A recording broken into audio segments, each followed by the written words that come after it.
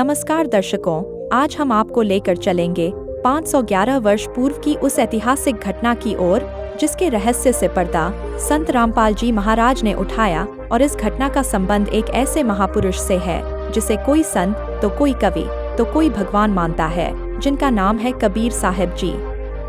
जी हाँ दर्शकों, कबीर साहब को कोई संत तो कोई कवि तो कोई भगवान मानता है, लेकिन दर्शकों संत रामपाल जी महाराज ने इस ऐतिहासिक घटना का रहस्य जिन साक्ष्यों के साथ दिया है, जिसे जानने के बाद आप स्वयं इस निर्णय तक पहुंच जाएंगे कि वास्तव में कबीर जी कौन थे। तो इस रहस्य को जानने के लिए देखिए यह पूरा वीडियो।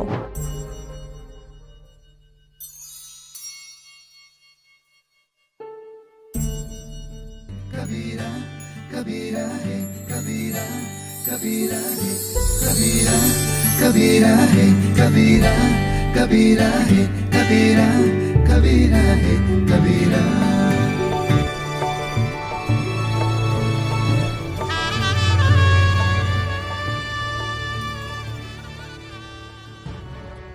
पूर्ण परमात्मा सर्वश्रेष्ठी रचनहार कबीर देव प्रत्येक युग में इस धरा पर अवतरित होते हैं और एक आम जन साधारण की तरह लीला करते हुए अपने वास्तविक घर यानी सतलोक की जानकारी भक्त समाज को देते हैं।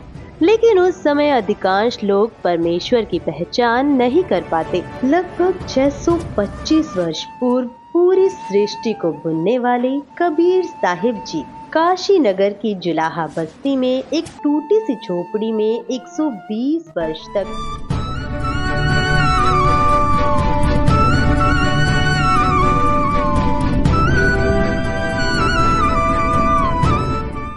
कपड़ा बुनने की लीला करते हुए अपने तत्व ज्ञान और सतलोक की महिमा का गुणगान किया करते। उन्होंने समाज में फैले पाखंडवाद को समाप्त किया और भक्तों को एक सच्ची भक्ति का मार्ग दिखाया। इस भक्ति के फल स्वरूप लोगों को परमात्मा का वास्तविक लाभ मिलने लगा।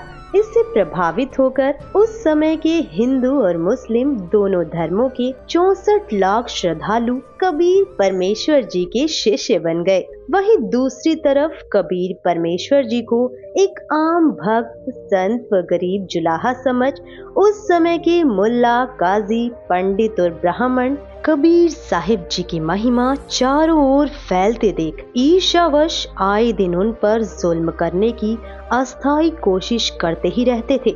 जब सब षड्यंत्र फेल हो गए तो काशी के सभी पंडितों और काजी मुल्लाओं ने सभा करके निर्णय लिया कि कबीर एक निर्धन जुलाहा है। हम इसके नाम से पूरे हिंदुस्तान में चिट्ठी भिजवा देते हैं कि कबीर सेठ पुत्र नीरू जुलाहा कॉलोनी बनारस वाला 3 दिन का भोजन भंडारा करने जा रहा है।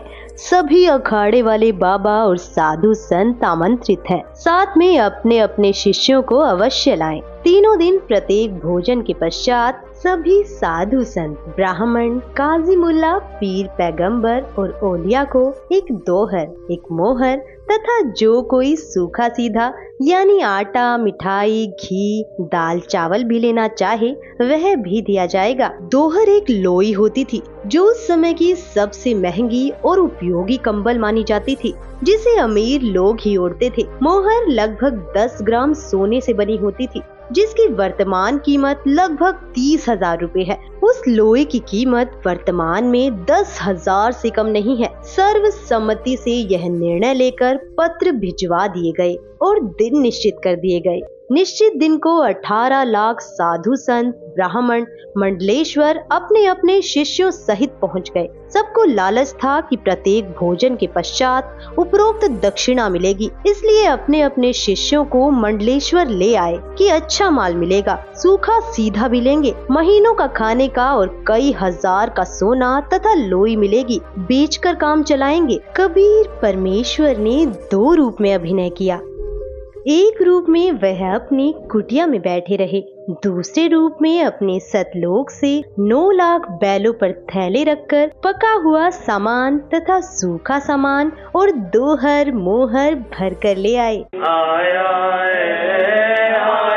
है बंजारा केशव आया है, काशी आया माल अपारा केशव आया है।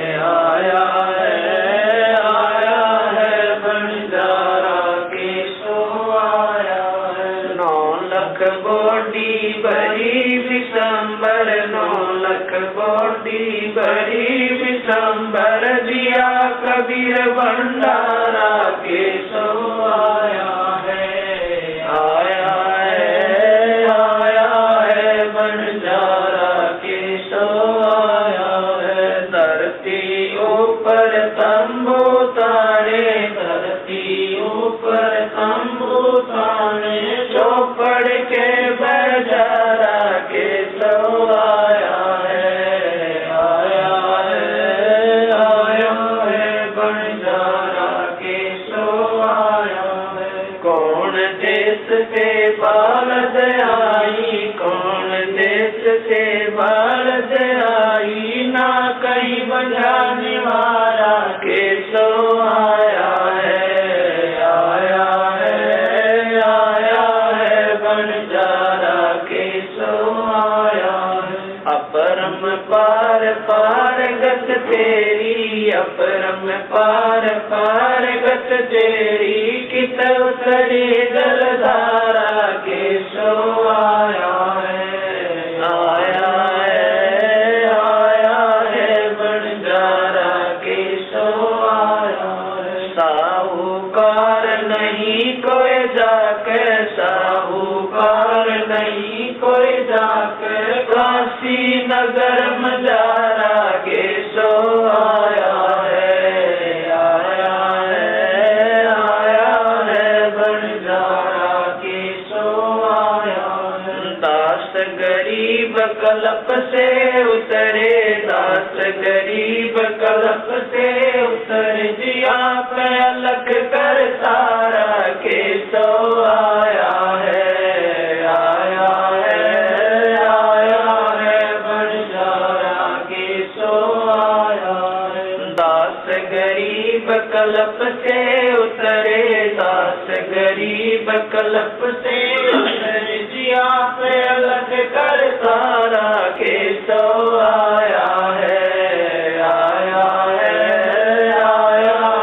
बंजारा के सो आया है काशी के बाजार में टेंट लगाकर सारा सामान टेंटों में रख दिया और कुछ सेवक भी सतलोक से साथ आए थे जो सभी व्यवस्थाएं संभाल रहे थे। भंडारा शुरू कर दिया गया। 3 दिन तक चिट्ठी में लिखे अनुसार सभी दक्षिणा दी गई। उस समय भोजन भंडारे में दिल्ली का राजा सिकंदर लोधी भी आया था और उसका निजी पीर शेख तकी भी आया था। शेख तकी उपरोक्त षड्यंत्र का मुख्य सदस्य था। उसने सिकंदर लोधी को भी पत्र भिजवाया। वह चाहता था कि किसी तरह सिकंदर लोधी के दिल से कबीर जी उतर जाएं और मेरी महिमा बढ़े। उस शेख का अनुमान था कि अब की बार कबीर काशी से भाग जाएगा और भंडारे में पहुँचे साधु कबीर को गालियां दे रहे होंगे। राजा भी कबीर जी का प्रशंसक नहीं रहेगा। परंतु जब वे भंडारे के स्थान पर पहुँचे तो देखा कि लंगर चल रहा है और सभी दक्षिणा दी जा रही है। सभी साधु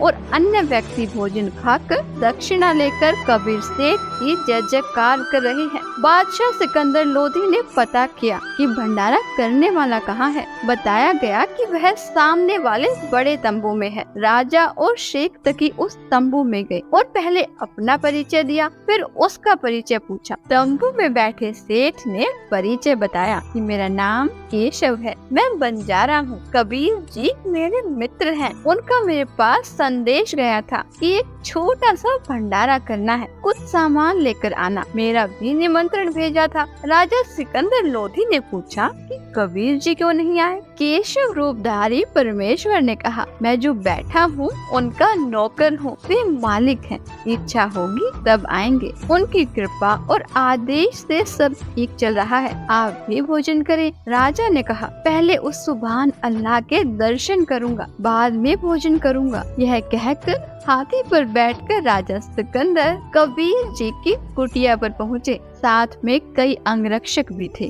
कबीर परमेश्वर जी को संत रविदास जी ने सुबह ही बता दिया था कि हे कबीर जी, आज तो विरोधियों ने बनारस छोड़कर भगाने का कार्य कर दिया है। आपके नाम से झूठे पत्र भेज रखे हैं और ऐसा ऐसा लिखा है। लगभग 18 लाख व्यक्ति साधु संत लंगर खाने पहुंच चुके हैं। कबीर जी ने कहा कि मित्र आ जा, बैठ जा, दरवाजा बंद करके साकर लगा ले। आज का दिन बिताकर रात्रि मैं अपने परिवार को लेकर भाग जाऊंगा, कहीं अन्य शहर गांव में निर्वाह कर लूंगा। जब उन्हें कुछ खाने को मिलेगा ही नहीं तो चिल्लाकर गाली गलौज करके चले जाएंगे। हम साकर नहीं खोलेंगे, यदि किवाड़ तोड़ेंगे तो हाथ जोड़ लूंगा कि मेरा सामर्थ्य आपको भंडारा कराने का नहीं है। गलती से पत्र डाले गए, मारो भावे छोड़ो। दोनों संत माला लेकर भक्ति करने लगे। मुँह बोले माता पिता तथा मृतक जीवित किए हुए लड़का तथा लड़की सुबह सैर को गए थे। इतने में दिल्ली के बादशाह सिकंदर लोधी ने दरवाजा खटखटाया। संत रविदास जी ने कहा, प्रभु लगता है कि अतिथि यहाँ पर भी पहुँच गए हैं। कबीर जी ने कहा, देख सुराग से बच्चे तो नहीं आ गए हैं। रविदास जी ने देखकर बताया कि नहीं, कोई और ही है। 2-3 बार दरवाजा खटखटाकर राजा सिकंदर लोधी ने अपना परिचय देकर बताया कि आपका दास सिकंदर आया है, आपके दर्शन करना चाहता हूँ। परमेश्वर कबीर जी ने कहा, राजन आज दरवाजा नहीं खोलूंगा, मेरे नाम से झूठी चिट्ठियाँ भेज रखी हैं। लाखों संत भक्त पहुँच चुके हैं। रात्रि होते ही मैं अपने परिवार को लेकर कहीं दूर चला जाऊंगा। सिकंदर लोधी ने कहा, परवरदिगार आप मुझे नहीं बहका सकते, मैं आपको निकट से जान चुका हूँ। आप एक बार दरवाजा खोलो, मैं आपके दर्शन करके ही जलपान करूँगा। परमेश्वर की आज्ञा से रविदास जी ने दरवाजा खोला तो सिकंदर लोधी मुकुट पहने पहने ही चरणों में लौट गया और बताया कि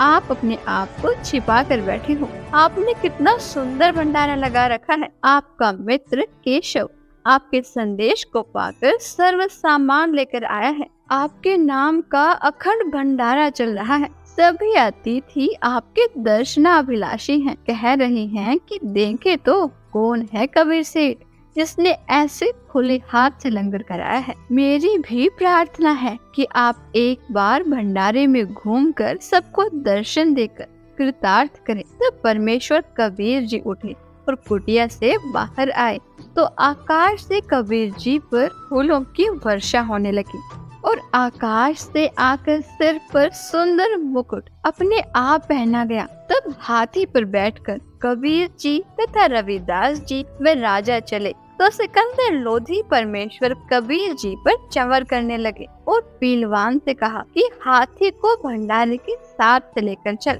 जो भी देखे और पूछे काशी वालों से कि कबीर सेठ कौन सा है, उत्तर मिले कि जिसके सिर पर मोर पंख वाला मुकुट है यह है कबीर सेठ, जिस पर सिकंदर लोधी दिल्ली के बादशाह चंवर कर रहे हैं। सभी एक स्वर में जय बोल रहे थे। जय हो कबीर सेठ की, जैसा लिखा था वैसा ही भंडारा कराया है। ऐसी व्यवस्था कहीं देखी न सुनी। भोजन खाने का स्थान बहुत लंबा चौड़ा था।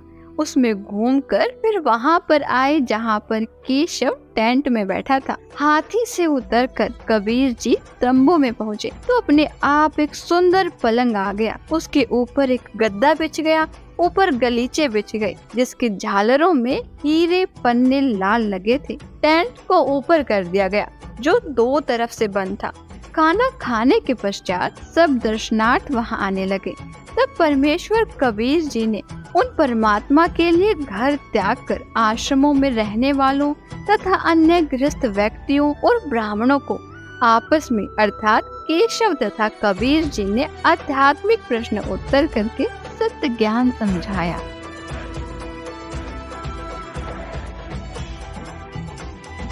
चौपड़ के बाजार फिर कर आए के सो पास, गरीबदास कुर्बान गति क्या क्या कहूँ विलास। पाट पटंबर बस गए ऊपर हीरे लाल, गरीबदास साहेब धनी लाए मुक्ता माल। केसो और कबीर का तंबू माई मिलाप, गरीबदास 8 पैर लग गोष्ठी निजगर गाप। केसो कहत कबीर से पूछत बाता बीन, गरीबदास क्यों उतरे ऐसे मुल्क मलीन। 100 योजन पर लगत है या दुनिया की गंद, गरीबदास केसो कहे आड़ चाम का फंद। सुन कबीर सुर वेद हूँ कैसो कष्ट करंत, गरीबदास गंदे मनुष्य मेला आन भरंत। विष्टा जिनके देह में मगन फिरे दिन रात, गरीबदास कैसो कह जिन सिर यम की घात। सुन कबीर मन भावने तुम्हारी बात अगाध, गरीबदास कैसो कह तुमसे तुम ही साध। धन कबीर कुर्बान जा ऐसी रहनी तुम्हार, गरीबदास के सो कह छोड़िए गंदा संसार। नरक भरे तिस उदर है रुदर भरी सब देह, गरीबदास के सो कह या मनुष्य मुखे है। राम नाम कैसे फोर नरक नगीन शरीर, गरीबदास के सो कह विलंबे कहाँ कबीर। दम बिन दे ही सही नहीं जमी आसमान, गरीबदास के सो कह जहाँ रहन स्थान। हीरे पीले मोती जहाँ हीरे बदन सफेद, गरीबदास के सो कह सुनो देश का भेद। लाल श्याम जहाँ रतन है नहीं भौतिक आकार, गरीबदास के सो कह चल कबीर परिवार। सुन के सो अब वंदना कह कबीर संदेश, गरीबदास लोक में है हमारा परवेश। आड़ चाम की देही में दूध रतन सरवंत, गरीबदास घट पिंड में ऐसे है भगवंत। तन दूधी को पाड़ कर जय कोई देखे दूध, गरीबदास उस पिंड में आड़ चाम और गूद। हमरे ही हुनियारे है अमरा सर्जनहार, गरीबदास विधि भेद सुन कुल मुक्ति द्वार। युग 70 हम ज्ञान दिया जीवन समझा एक, गरीबदास घर घर फिरे दरे कबीरा भेख। 70 युग सेवन किए किन न बुझी बात, गरीबदास में समझात हूँ मोहे लगावे लात। कल्प कोटि युग बीतिया हम आए हर बेर, गरीबदास के सो सुनो देन भक्ति की टेर। स्वर्ग मृत्यु पाताल में हम बैठे कई बार, गरीबदास घर घर से जा मार मार के मार। हमारी जात अपूर्वी पूरब रहनी हमारे, गरीबदास कैसे जोड़े पश्चिम के कतार। हम हैं ठेठ पूरब के उतरे ओगट घाट, गरीबदास जी दक्षिण के यो नहीं मिलती साट। हम पूरब के पूर्वी उत्तर देश उतरंत, गरीबदास जी दक्षिण के यो नहीं संग चलंत। जिन्हों हमारी सीख ली काटू जरा मण जंजीर, गरीबदास के सो सुने ऐसे कह कबीर। फिर बाजी विद न रचे वह नी जीव अवंत, गरीबदास सत्यलोक में अमर पटा पावंत। अनंत कोट बाजी जहाँ रचे सकल ब्रह्मंड, गरीबदास मैं क्या करूं काल करत जीव खंड। किलों काल निकंद हूँ जीव विध्वंस नहीं होए, गरीबदास दुल्ला कहे शब्द न बूझे कोए। मनुष्य जीव क्या बात है पशु पक्षी परवाने, गरीबदास दुल्ला कहे करहूँ हंस अमान। मैं बंजारा आदि का यही हमारी साट, गरीबदास जी अबे करूं बोर न आवे बाट। एक गाड़ा एक जलाइए यानी मोए सुहाए, गरीबदास सतलोक में देहूं जीव पहुँचाए। सुन कबीर के शोक है जो कुछ करो सो कीन, गरीबदास मुख्तार तुम ही दीन वे दीन। सुन सतगुर तो से कहूँ तुम हो दीन दयाल, गरीबदास आदीन में तुम साहिब अब्दाल। अनंत कोटि ब्रह्मांड को तारत लगे नेवार, गरीबदास के सो कहे तुम ही दारमदार। तुम ही दारमदार हो यहाँ कल्प नहीं इंच, गरीबदास के सो कहे सब तुमरे ही परपंच। के सो चले सौदाम को 9 लाख बोली लीन, गरीबदास बंधन किया बाजत है सुरबीन। के सो और कबीर जित मिलत बेता एक, दास गरीब कबीर हरि दरते नाना भेख। बंजारे और बैल सब लाए थे भरमाल, गरीबदास सतलोक को चले गए तत्काल। आवत जाते ना लखे कौन जाम प्रकाश, गरीबदास बूझ है कहाँ गए हरिदास। हरि में हरि के दास है दासन के हरि पास, गरीबदास पद अगम गति सात की उदास।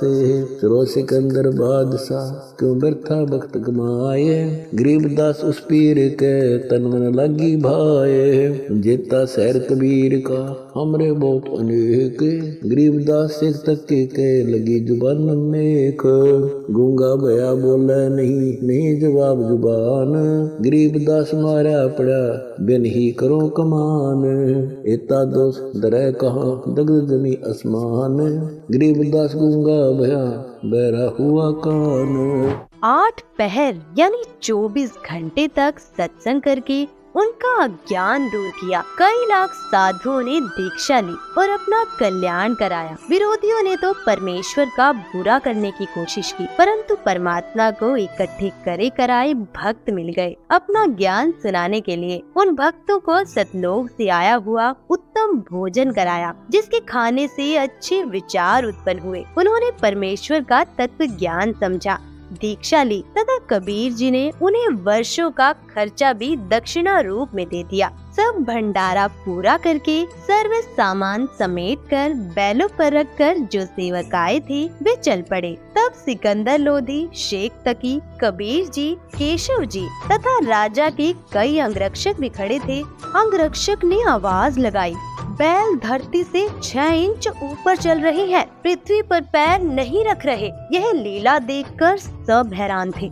फिर कुछ देर बाद देखा तो आसपास और दूर तक न बैल दिखाई दिए और न बंजारे सेवक। सिकंदर लोधी ने पूछा, हे कबीर जी, बंजारे और बैल कहाँ गए? परमेश्वर कबीर जी ने उत्तर दिया कि जिस परमात्मा के लोक से आए थे उसी में चले गए। उसी समय केशव वाला स्वरूप देखते ही देखते कबीर जी के शरीर में समा गया। सिकंदर राजा ने कहा, हे अल्लाहु अकबर, मैं तो पहले ही कह रहा था कि यह सब आप कर रहे हो, अपने आप को छिपाए हुए हो। शेख तकी तो जल भुन रहा था, कहने लगा कि ऐसे भंडारे तो हम मने को कर दे, यह तो महोछा सा किया है, हम तो जग जोनार कर देते। महोछा कहते हैं वह धर्म अनुष्ठान जो किसी पुरोहित द्वारा पितृदोष मिटाने के लिए थोपा गया हो। उसमें व्यक्ति बताए गए नग मन मारकर सस्ती कीमत के लाकर पूरे करता है, हाथ सिकोड़ कर लंगर लगाता है। जिसके घर कई वर्षों के बाद संतान उत्पन्न होती है तो दिल खोल कर खर्च करता है, भंडारा करता है तो खुले हाथों से। संत गरीबदास जी ने उस भंडारे के विषय में जिसकी जैसी विचारधारा थी यह बताई। गरीब कोई कहे जग जो नार करी है, कोई कहे महोछा, बड़े बड़ाई करया करें गाड़ी काटे ओछा। भावार्थ है कि जो भले पुरुष थे वे तो बड़ाई कर रहे थे कि जग जो नार करी है, जो विरोधी थे वो ईर्ष्यावश कह रहे थे कि क्या खाक भंडारा किया है, यह तो महोछा सा किया है। जब शेख तकी ने ये वचन कहे तो वह गूंगा तथा बहरा हो गया और शेष जीवन पशु की तरह जिया। अन्य के लिए उदाहरण बना कि अपनी ताकत का दुरुपयोग करना अपराध होता है और उसका भयंकर फल भोगना पड़ता है। दर्शकों, अभी आपने देखा कि पूर्ण परमात्मा कबीर जी ने अपनी समर्थता का परिचय देते हुए 3 दिन तक 18 लाख साधु संतों को केशव बंजारा रूप में सतलोक से आकर भंडारा कराया था। और ऐसे ही दिव्य भंडारे को वर्तमान समय में संत रामपाल जी महाराज द्वारा 10 से अधिक सतलोक आश्रमों में साल में 6 बार करवाए जाते हैं, जिसमें पूरे विश्व को आमंत्रित किया जाता है, जिससे यह सिद्ध होता है कि समर्थ पूर्ण परमात्मा कबीर जी ही वर्तमान समय में संत रामपाल जी महाराज के रूप में इस धरा में मौजूद हैं, क्योंकि समर्थ कबीर परमात्मा के बिना पूरे विश्व को भंडारा कराना संभव नहीं है। दर्शकों, इस वीडियो में आपने कबीर साहिब की 18 लाख साधु संतों को दिव्य भंडारा कराने की एकमात्र लीला के विषय में जाना, लेकिन कबीर परमात्मा ने आज से लगभग 600 वर्ष पूर्व ऐसी अनेक लीलाएं की थीं।